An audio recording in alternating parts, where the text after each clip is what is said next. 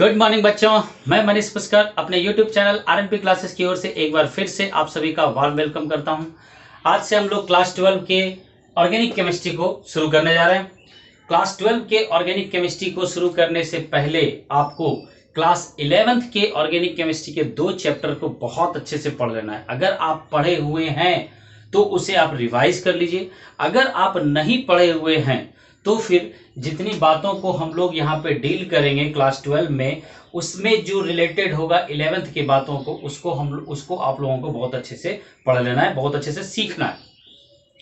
अब सवाल ये उठता है कि इस केमिस्ट्री में बच्चों को दिक्कत क्यों होती है, क्योंकि पिछले 13-14 साल से हम पढ़ा रहे हैं और मैक्सिमम बच्चों को जो दिक्कत होता है केमिस्ट्री में, वो ऑर्गेनिक केमिस्ट्री में दिक्कत होता है। तो ऐसा क्यों होता है? मेरे हिसाब से इसका 2 कारण है। पहला, एक तो वो लोग 11th के जो 2 चैप्टर है उसको अच्छे से नहीं पढ़े हैं, या अगर पढ़े हैं तो वो उनको भूल गए हैं और उनको यहाँ पर दिक्कत होना स्टार्ट हो जाता है। दूसरा बात यह है कि जो भी चीज़ आप पढ़ते हैं जब तक उसका इमेज नहीं बने तब तक वो दिमाग में नहीं रहता है। जैसे अगर हम ऑर्गेनिक में आपको बोले कि फिनॉल से आपको कन्वर्सन करना है, फिनॉल से आपको बेंजीन बनाना है, अगर आपको पता ही नहीं है कि फिनॉल का स्ट्रक्चर ऐसा होता है, फिनॉल इसको कहते हैं, तो क्या आप इससे बेंजीन को बना पाइएगा? नॉट पॉसिबल, पॉसिबल नहीं है। क्योंकि आपके अंदर दिमाग में जैसे ही हम कोई बात बोल रहे हैं कि अच्छा 2-क्लोरोफिनॉल, तो आपके दिमाग में आ जाए उसका स्ट्रक्चर, उसका एक इमेज बनना चाहिए। इमेज बनने से आपके अंदर कॉन्फिडेंस आएगा और उस कॉन्फिडेंस के बाद हम लोग जो कुछ सीखेंगे तो आप ऑर्गेनिक केमिस्ट्री में उसको डील कर सकते हैं। चलिए, मेरा काम बस इतना है कि आपके अंदर वो कॉन्फिडेंस को लाना कि हाँ भाई हम कर सकते हैं, और एक कमिटमेंट आपसे चाहिए कि जितने बातों को हम लोग यहाँ पे करेंगे आप उसे डेली और डेली बाय डेली आप उसको क्या कीजिएगा, घर में होमवर्क के रूप में याद कीजिएगा, उसको प्रैक्टिस कीजिएगा। जितना प्रैक्टिस कीजिएगा उतने अच्छे से आपको ऑर्गेनिक केमिस्ट्री आएगा। और ऑर्गेनिक केमिस्ट्री से डरना नहीं है, इसे डराना है। जब तक आप इससे डरिएगा ये आपको डराते रहेगा। तो आपको कोशिश करना है कि इससे डरना नहीं है, इसके सामने डट के खड़े रहना है और इसको हम लोगों को डराना है। चलिए, अब हम लोग क्लास 12 के ऑर्गेनिक केमिस्ट्री को शुरू करते हैं। सबसे पहले हम सिलेबस लिख देते हैं कि आपका जो ऑर्गेनिक केमिस्ट्री में कितना चैप्टर है और क्या क्या आपको पढ़ना है। तो आपको पता होगा सबसे पहला चैप्टर है halo alkane and hello arene. दूसरा चैप्टर जो हम लोग पढ़ेंगे इसमें, वो पढ़ेंगे alcohol, phenol and ether, alcohol, phenol and ether. तीसरा हम लोग पढ़ेंगे aldehyde, ketone and acid, aldehyde, ketone and carboxylic acid.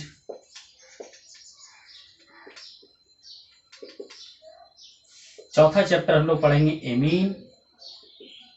पांचवा पढ़ेंगे बायोमोलिकुल्स। छठा चैप्टर पढ़ेंगे हम लोग पॉलीमर। और सातवां चैप्टर पढ़ेंगे हम लोग केमिस्ट्री इन एवरीडे लाइफ।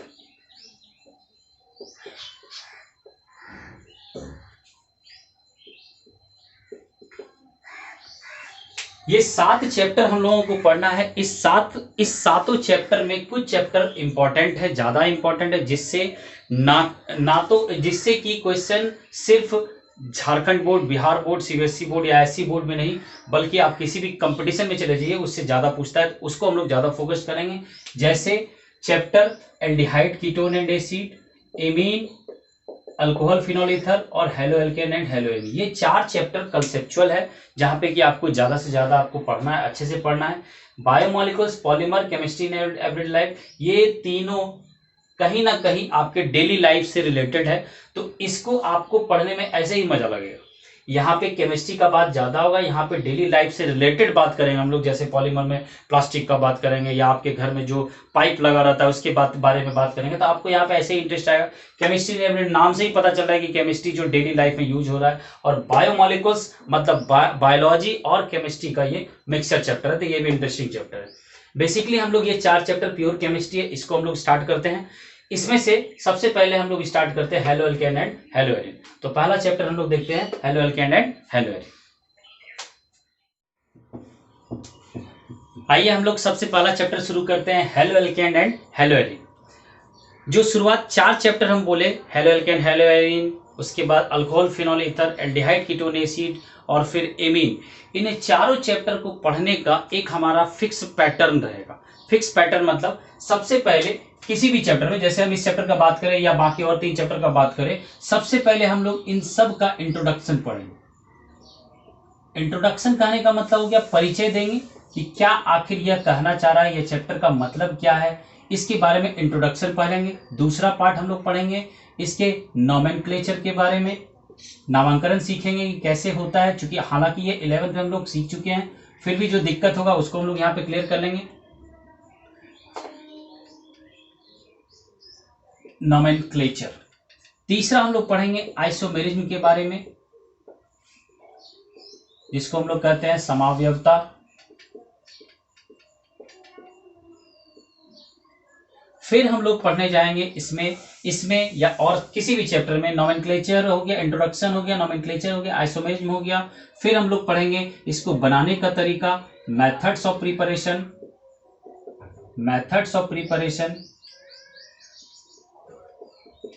बनाने की विधि, या इसको इंग्लिश में बोलते हैं हम लोग विर्चन की विधि।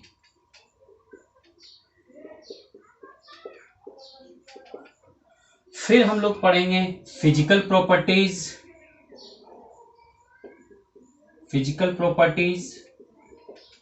मतलब भौतिक गुण, क्या उस कंपाउंड का भौतिक गुण होगा, क्या रासायनिक गुण होगा।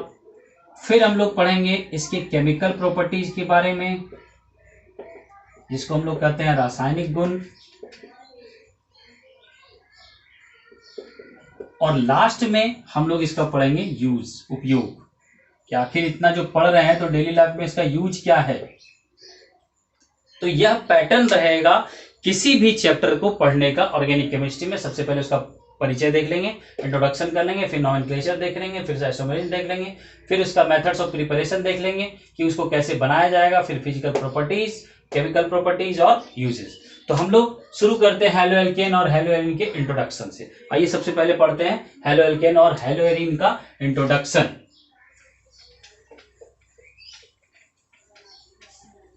चलिए सबसे पहले आप देखिए कि इसमें 2 नाम लिखा हुआ है, एक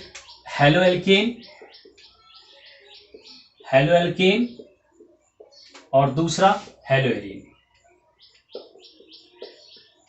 आपको जो भी इसमें दिक्कत हो आप जरूर इसे बताइएगा कि हमको यह दिक्कत हो रहा है, उसको हम लोग जरूर सॉर्ट आउट करेंगे। छोटा सा भी दिक्कत हो तो आप उसको जरूर बताइएगा। आपको ऐसा नहीं सोचना कि हमको ये बिल्कुल नहीं आ रहा, बिल्कुल हम लोग 0 लेवल से शुरू करने वाले हैं। चलिए इस चैप्टर को हम 2 भाग में बांट दिए, एक हेलोएल्केन और दूसरा हेलोएरीन। पहले इंट्रोडक्शन करते हैं कि हेलोएल्केन आखिर क्या है। आपको यहाँ दिख रहा होगा, यहाँ दो वर्ड से मिलकर बना हुआ है, एक हेलो और दूसरा अल्केन। हेलो वर्ड जो आया है वो हेलोजन से आया है, और अल्केन तो अल्केन है ही। 11th के लिए भी हम लोग लेके चलते हैं। अल्केन का फॉर्मूला आपको पता होगा, CnH2n+2। इस फॉर्मूला पे जो बेस्ड होगा हाइड्रोकार्बन, उसको हम लोग क्या नाम दे देंगे, अल्केन दे देंगे। इसके लिए हम लोग क्या करते हैं, जैसे आपको एग्जांपल याद होगा, n का मान अगर 1 रखा जाए यहाँ पर, तो n के मान रखने से इस CnH2n+2 का वैल्यू आता है CH4, और इसको हम लोग क्या बोलते हैं, मीथेन बोलते हैं। क्योंकि कार्बन का संख्या अगर 1 होगा तो उसको हम लोग मिथ बोलते हैं, और चूंकि यह इस फॉर्मूला पे बेस्ड है तो यहाँ पर 3 उसका लास्ट लेटर लेते हैं, मिथेन, ये नाम हो जाता है मीथेन। अगर आपसे कोई बोलेगा n=2, आप यहाँ पे 2 पुट कीजिएगा तो ये हो जाएगा C2H6, और कार्बन का संख्या अगर 2 रहता है तो उसको हम लोग क्या बोलते हैं, इथ बोलते हैं। चूंकि यह फॉर्मूला अल्केन पे आया तो इसके लास्ट फिर 3 लेटर को यहाँ पे सेट कर दीजिए, ये बन जाएगा इथेन। इस तरीके से आप लोग 11th में पढ़े होंगे। अगर फिर भी दिक्कत हो कोई बात नहीं है, आप इस तरीके से नोट डाउन कर सकते हैं, n-1, n-2, n-3, n-4 up to 10 तक। चलिए तो ये हेलोजन हो गया और यह हो गया हमारा अल्केन। हेलोजन के लिए हम लोग नोटेशन रखे हुए हैं एक्स, ऑर्गेनिक केमिस्ट्री में। एक्स का मतलब क्या होता है, यहाँ पे एक्स का मतलब होता है क्लोरीन हो सकता है, ब्रोमीन हो सकता है, फ्लोरीन हो सकता है, आयोडीन हो सकता है। ये हेलोजन का ग्रुप है जिसमें कि क्लोरीन, ब्रोमीन, फ्लोरीन और आयोडीन होता है। और अल्केन के लिए हम लोग देख लिया, अल्केन में जैसे मीथेन होगा, इथेन होगा, प्रोपेन होगा, ब्यूटेन होगा, पेंटेन होगा, हेक्सेन होगा, बहुत सारा चीज होगा। चलिए हेलोअल्केन में अब आप बात आता है कि इसका स्ट्रक्चर कैसे होगा। या आप देखिए, अगर हम एक अल्केन लेते हैं, ध्यान से समझना बात, अगर हम लोग अल्केन लेते हैं और इस अल्केन में से एक हाइड्रोजन को हटा दिए, इसका नाम क्या है बच्चों, इसको हम लोग बोलते हैं मीथेन। तो इस यहां से हम लोग क्या किए, एक हाइड्रोजन को हटा दिए और इसके जगह पर एक हेलोजन को चिपका दिए। तो हमारा फॉर्मूला क्या बन जाएगा, अब ये CH4 नहीं होगा, ये क्या बन जाएगा, CH3 हो जाएगा। और एक हाइड्रोजन की जगह कौन आ गया, हेलोजन, इसका नाम ये क्या लिख देंगे हम लोग, CH3X। आप यहां पर देखिए हम किए क्या, मीथेन था यानी कि अल्केन था, अल्केन में से एक हाइड्रोजन को हटाएं और एक हेलोजन को चिपकाएं, बन गया हमारा क्या, CH3X। यही जो कंपाउंड बना इसी को तो हम लोग नाम दिए हुए हैं क्या, हेलो अल्केन। इसी को नाम क्या दिए हुए हैं, हेलो अल्केन। अब दूसरा एक बात और है, आपको पता होगा 11th में हम लोग पढ़ चुके हैं इस बात को, कि अगर कहीं पे लिखा हुआ है, सपोज कीजिए ये अल्केन है और इस अल्केन से एक हाइड्रोजन हटा ले, तो जो मॉलिक्यूल तैयार होगा उसको हम लोग क्या नाम दिए हुए हैं, अल्काइल। जैसे अगर CH4 है, इसमें से एक हाइड्रोजन हटा ले तो इसको हम लोग क्या बन गया, ये CH3। यहां पे इसको हम लोग क्या पढ़ते हैं, मीथेन, इसको क्या पढ़ते हैं, मीथेन, और CH3 को हम लोग क्या पढ़ते हैं, मिथाइल। बात समझ में आ रहा है। तो हाइड्रोजन अगर हटा ले हम लोग किससे, अल्केन से, वो क्या बन जाता है, अल्काइल। ठीक यहां पर भी तो वही काम कर रहा है ना, ये अल्केन है हमारा, इससे क्या कि एक हाइड्रोजन को हम लोग हटा लिए, तो इसका मतलब जो पार्ट बच रहा है, यानी ये जो CH3 वाला पार्ट है, इसका नाम क्या रख सकते हैं हम लोग, अल्काइल। दूसरा, ये X जो है, जब इस फॉर्म में अल्काइल फॉर्म में लिखते हैं तो इसको हम लोग बोलते हैं क्या, हैलाइड। यानी बच्चों CH3X को हम लोग दो बात बोल सकते हैं, या तो बोलेंगे हेलो अल्केन, या इसका दूसरा नाम क्या हो गया, अल्काइल हैलाइड। तो आपको जब भी हम बोले हेलो अल्केन तो आपके दिमाग में बात आ जाना चाहिए कि वहां हेलोजन होगा और अल्केन ग्रुप होगा, या हम बोल रहे हैं अल्काइल हैलाइड तो सेम वही चीज है, हेलोजन हेलो एल्केन बोले या अल्काइल हैलाइड बोले, दोनों एक ही बात है। अब इसको हम लोग एक जनरल फॉर्म में लिखते हैं, ये तो हुआ समझने के लिए। जनरल फॉर्म में अगर इसका इंट्रोडक्शन लिखें तो सिंपली हम लोग ये लिखेंगे, हम लोग ऐसा लिखेंगे कि RX, ये क्या हुआ, RX को क्या पढ़ेंगे हम लोग, RX क्या हुआ, ये हेलोजन है और ये क्या है, अल्काइल है, तो अल्काइल हैलाइड हो गया, ये अल्काइल हैलाइड हो गया। और इसी अल्काइल हैलाइड को ही हम लोग क्या बोलते हैं, हेलो अल्केन बोलते हैं। हम लोग ये कैसे बना सकते हैं, तो अगर हमारे पास अल्केन है, अगर हमारे पास क्या है, अल्केन है, अल्केन को कैसे डिनोट करेंगे, आप देखिए अल्केन के लिए जैसे हम एक बात बताते हैं आपको, CH4 लिख रहे हैं, इसको क्या हम ऐसे लिख सकते हैं, CH3 और H, दोनों एक ही चीज है। CH3 को हम लोग क्या, अल्काइल ग्रुप है ना, ये अल्काइल ग्रुप का नोटेशन क्या होता है, R होता है, और ये क्या हो गया, H हो गया। तो हम लोग कह सकते हैं कि अगर RH में से एक हाइड्रोजन हटा ले और उसमें क्या कर दे, एक हेलोजन जोड़ दे, तो ये हमारा क्या बन जाएगा, RX। यही बेसिक इसका रिएक्शन हुआ, जिसमें हम लोग क्या देख रहे हैं कि RH अगर कोई पूछेगा क्या है तो आप क्या बोलिएगा, RH क्या है, RH को हम लोग क्या बोलेंगे, RH को हम लोग बोलेंगे अल्केन। यही CH4 था ना, इसी से तो RH बनाए, तो RH को हम लोग क्या बोलेंगे, अल्केन। तो अल्केन में से एक हाइड्रोजन हटाएंगे, एक हेलोजन जोड़ेंगे, तो क्या बनेगा हमारा, एल्काइल हैलाइड या हेलो एल्केन। ठीक इसी तरीके से हम लोग बात कर लेंगे किसका, हेलो एरीन का। देखिए हेलो एरीन में क्या करेंगे हम लोग, हेलो एरीन में आपको पता है दूसरा पार्ट है एरीन। एरीन के लिए हम लोग क्या यूज करते हैं, इसमें हेलोजन, हेलो का मतलब क्या हो गया, हेलोजन, और एरीन जो है यह बना हुआ है आपके एरोमेटिक कंपाउंड से। अब एरोमेटिक कंपाउंड क्या होता है, फिर से क्लास 12 में हम लोग पढ़े हुए हैं कि जो 4n+2π रूल को फॉलो करेगा उसको हम लोग क्या बोलेंगे, एरोमेटिक कंपाउंड बनेंगे। थोड़ा सा एक एग्जांपल देख लेते हैं, समझ में आ जाएगा आप लोगों को। जैसे एक एग्जांपल ये लिए, एक एग्जांपल ये लिए, इसमें से कौन एरोमेटिक है और कौन एरोमेटिक नहीं है अगर आपसे पूछा जाए तो आप क्या बोलिएगा। आप यहाँ पे देखिए, यहाँ पे हम लिखे हैं 4n+2π इलेक्ट्रॉन, ये 4n+2π क्या होता है, इलेक्ट्रॉन होता है। तो आप इस कंपाउंड में देखिए कि पाई इलेक्ट्रॉन कितना है। पाई इलेक्ट्रॉन का मतलब होता है बच्चों जो डबल बॉन्ड है, जैसे आप दिख रहा है यहाँ पे डबल बॉन्ड, तो ये एक और एक दो, एक डबल बॉन्ड, ये जो डबल बॉन्ड बना इसमें कितना पाई इलेक्ट्रॉन हुआ, 2 पाई इलेक्ट्रॉन हुआ। ठीक यहाँ पर कितना पाई इलेक्ट्रॉन है, 2, यहाँ पर भी कितना पाई इलेक्ट्रॉन है, 2।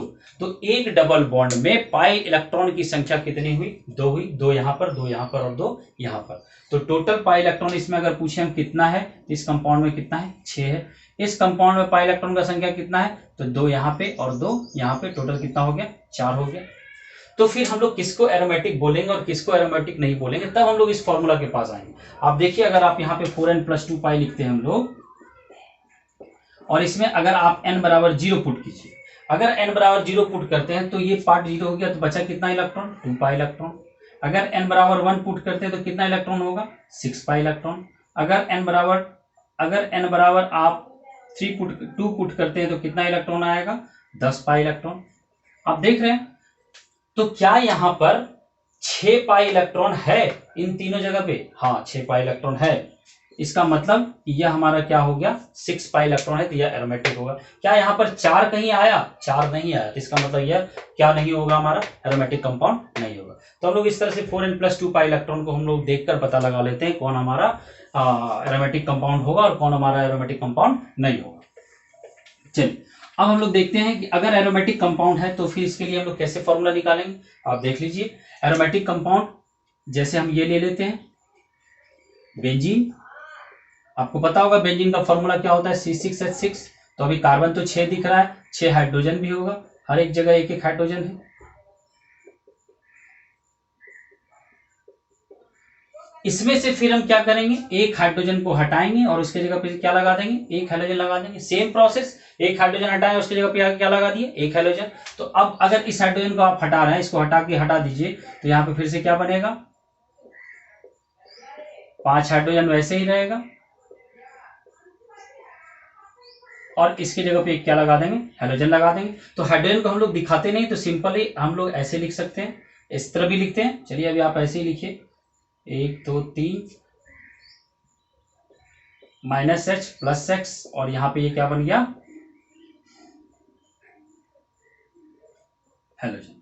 तो यह जो कंपाउंड बना जिसमें यह एरोमेटिक कंपाउंड है, एरोमेटिक है, और यह क्या है हमारा, हाइड्रोजन है। तो इस तरह के कंपाउंड को हम लोग क्या बोलते हैं, एरोमेटिक। या तो आप इसको 2 नाम दे सकते हैं उसी तरह, या तो आप इसको एराइल बोलते हैं हम लोग और इसको हेलाइट बोलेंगे। जैसे यहाँ पे अल्काइल था, इसका नाम क्या हो जाता है, एराइल हेलाइट। या तो आप इसको बोलिए एराइल हेलाइट, या दूसरा नाम इसका क्या है, हेलोएरिन।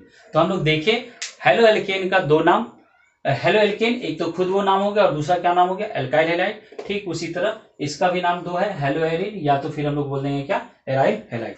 आइए अब हम लोग इसका कुछ और देख लेते हैं कि कैसे इसको हम लोग पहचानेंगे कौन हमारा हेलो एल्केन है और कौन हमारा हेलोएरिन है। इसके लिए एक स्ट्रक्चर बनाते हैं, हेलो एल्केन का अलग, हेलोएरिन का अलग, और हाइब्रिडाइजेशन के थ्रू इसको हम लोग पहचानेंगे। हाइब्रिडाइजेशन मतलब होता है संकरण, जो आप लोग पहले पढ़े होंगे क्लास 11 में। अगर नहीं पढ़े तो थोड़ा सा इंट्रोडक्शन हम यहाँ पे कर देंगे, कैसे हम लोग पकड़ते हैं कौन हमारा। तो इधर अगर हम लिखते फिर से हेलो एल्केन, और इधर लिखते अगर हेलोएरिन, तो आप देखिए अगर हम एक हेलो एल्केन कंपाउंड बनाते हैं या अल्काइल हैलाइड कंपाउंड बनाते हैं, CH3 CH2 CH2X, एक ये कंपाउंड ले लेते हैं, एक कुछ ऐसा कंपाउंड ले लेते हैं CH3 CHX CH3। आपको ये कंपाउंड लिखने आना चाहिए, इसे भी हम सिखाएंगे, आपको टेंशन नहीं लेना है। सारा टेंशन आप हमें दे दीजिए, आप लोग फ्री होकर सिर्फ पढ़िए कि कैसे क्या होता है नहीं होता है, ये लिखते कैसे हैं, कैसे हम लोग बॉन्ड बनाते हैं। बहुत को इसमें भी दिक्कत होता है कि कार्बन का कभी यहाँ पे आप 3 लिख दिए, यहाँ पे 2 लिख दिए, यहाँ पे 2 लिख दिए, यहाँ पे एक ही H लिखे, ऐसा क्यों हो रहा है, ये भी हम सिखाएंगे, वो अलग से सिखा देंगे अगर इसमें दिक्कत होगा तो। आइए हम लोग इधर देखते हैं, एक ऑर्गेनिक कंपाउंड इधर ले लेते हैं, ये। अब ध्यान से देखिए दोनों को, आपको यह देखना है कि जो हैलोजन ग्रुप है, यह हैलोजन ग्रुप जिस कार्बन से जुड़ा हुआ है, यह किस कार्बन से जुड़ा हुआ है, इस कार्बन से जुड़ा हुआ है। इस कार्बन के पास कैसा बॉन्ड है, सिंगल बॉन्ड है, डबल बॉन्ड है या ट्रिपल बॉन्ड है। आपको अगर दिक्कत होता है तो आप इसे भी ओपन कर दीजिए। CH2 था, 2 हाइड्रोजन था, आप एक हाइड्रोजन ऊपर, एक हाइड्रोजन हम लोग नीचे लिख दिए। अब हम लोग क्लियरली देख सकते हैं कि यह जो हैलोजन है जिस कार्बन से जुड़ा हुआ है, इस कार्बन के पास सिर्फ और सिर्फ कैसा बॉन्ड है, सिंगल बॉन्ड। ये चारों बॉन्ड कैसा है हमारा, सिंगल बॉन्ड है। इसका मतलब जो हैलोजन कार्बन से जुड़ा हुआ है उसके पास सिर्फ और सिर्फ कैसा बॉन्ड है, सिंगल बॉन्ड है। और सिंगल बॉन्ड होने का मतलब केमिस्ट्री में, खासकर ऑर्गेनिक केमिस्ट्री में हम लोग बोलते हैं कैसा हाइब्रिडाइजेशन है, sp3। अगर कहीं डबल बॉन्ड है तो इसका मतलब कैसा हाइब्रिडाइजेशन है, sp2 हाइब्रिडाइजेशन है। अगर कहीं ट्रिपल बॉन्ड है तो इसका मतलब कैसा हाइब्रिडाइजेशन है, sp हाइब्रिडाइजेशन। ये हम लोग पढ़े हुए 11th में। ठीक उसी तरह अगर आप यहाँ देखिए इस हैलोजन को, यह हैलोजन जिस कार्बन से जुड़ा हुआ है, इस कार्बन से जुड़ा हुआ है, इस कार्बन के पास कैसा बॉन्ड है, तो इस हाइड्रोजन को हम ऊपर कर दिए। देखिए एक तरफ यहाँ भी सिंगल बॉन्ड, यहाँ भी सिंगल बॉन्ड, ये भी सिंगल बॉन्ड और ये भी सिंगल बॉन्ड, तो ये भी चारों कैसा बॉन्ड है, इसके पास सिंगल बॉन्ड है। इसका मतलब इसका भी हाइब्रिडाइजेशन कैसा होगा, sp3 होगा। इसका भी हाइब्रिडाइजेशन कैसा हुआ, sp3 हुआ। अगर हम लोग इस कंपाउंड के बारे में बात करें तो इस कंपाउंड को आप ध्यान से देखिए, यहां पर जो हैलोजन जुड़ा हुआ है जिस कार्बन से, आपको पता होगा अगर कुछ नहीं लिखा हुआ है, जितना भी ये कॉर्नर बनता है उस जगह पे कौन है, कार्बन है। ये कुछ ऐसा स्ट्रक्चर होता है, ये कुछ ऐसा स्ट्रक्चर होता है। यहाँ पे Cl है, ध्यान से देखिए, यहाँ पे डबल बॉन्ड है। अगर कुछ नहीं है तो एक हाइड्रोजन डालेंगे, यहाँ पे डबल बॉन्ड है, यहाँ पे एक हाइड्रोजन है, यहाँ पे एक हाइड्रोजन है, यहाँ पे एक हाइड्रोजन है, ये डबल बॉन्ड है, ये स्ट्रक्चर हमारा तैयार हो गया। अब आप देखिए यह जो हैलोजन है, यह हैलोजन जिस कार्बन से जुड़ा हुआ है उस कार्बन के पास कैसा बॉन्ड है, तो आप ध्यान से देखिए इस कार्बन के पास एक डबल बॉन्ड आ गया। इस बार यहाँ सिंगल है, यहाँ सिंगल है, लेकिन यहाँ पे कैसा बॉन्ड आ गया, डबल बॉन्ड। तो कार्बन के पास डबल बॉन्ड आना मतलब कैसा संकरण, कैसा हाइब्रिडाइजेशन, sp2। तो हम लोग कहेंगे यहाँ पे कैसा हाइब्रिडाइजेशन है, sp2 हाइब्रिडाइजेशन।